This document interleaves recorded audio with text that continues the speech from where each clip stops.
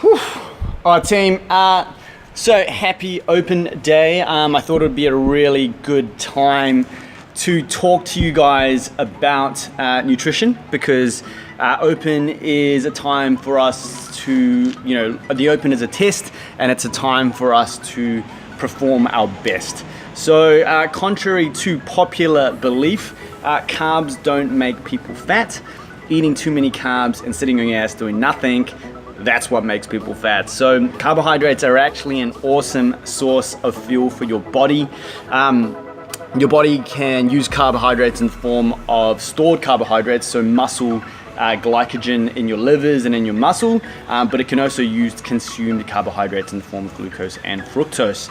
So think of your body's carbohydrate stores like a fridge.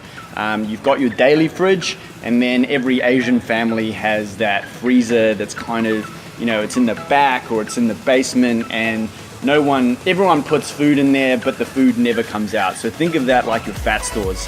If you have too many carbohydrates, you're gonna take those carbohydrates and you're gonna put them in the basement freezer, and you're probably not gonna touch them for a long time, and it takes a lot of effort to go downstairs, take the food out, defrost it, blah blah blah. It's a massive kind of kerfuffle. So the idea that we want is to not fill up our fridge so much that we start packing our food away, but fill it up enough that we always have it ready for access and for us to perform our best. Because we perform our best, our bodies are going to send strong signals to adapt.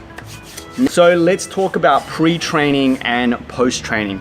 When we're looking at training for performance within a performance mindset, we want to look at an abundance. So having an abundance of fuel. We want to have the fuel that we have in our muscles and also the fuel that we're consuming.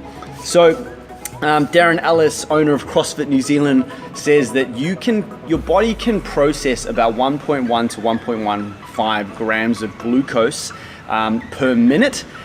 Which means you want to have about 25 to 30 grams of carbohydrates in the form of a liquid drink.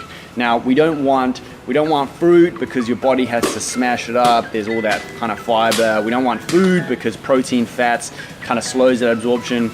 We want liquid carbohydrates so that it's easily accessible to the body. Now, using this strategy, you're going to have that during about 30 minutes during your workout, 30 minutes before the time for you to perform. So this is generally during your warm-up.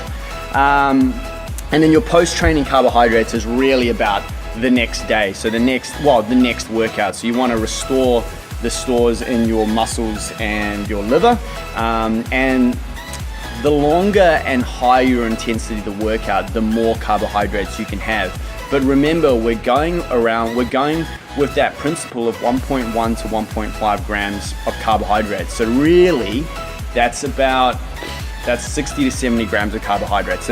That's half a sweet potato at max.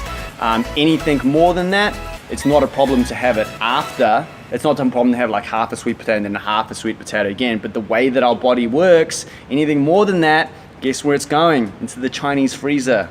The ass freezer. Big takeaway is carbs aren't bad. Remember that your body will send strong signals to, your training will send strong signals to your body. So the harder you work, the more your body's gonna go, hey, we need more muscles, we need more storage for this glycogen to perform at this level. Let's make more muscles. Muscles aren't a bad thing. You're not gonna turn into Arnold Schwarzenegger. You're gonna perform better, you're gonna have more energy, and you're gonna eat more donuts without it going to your ass.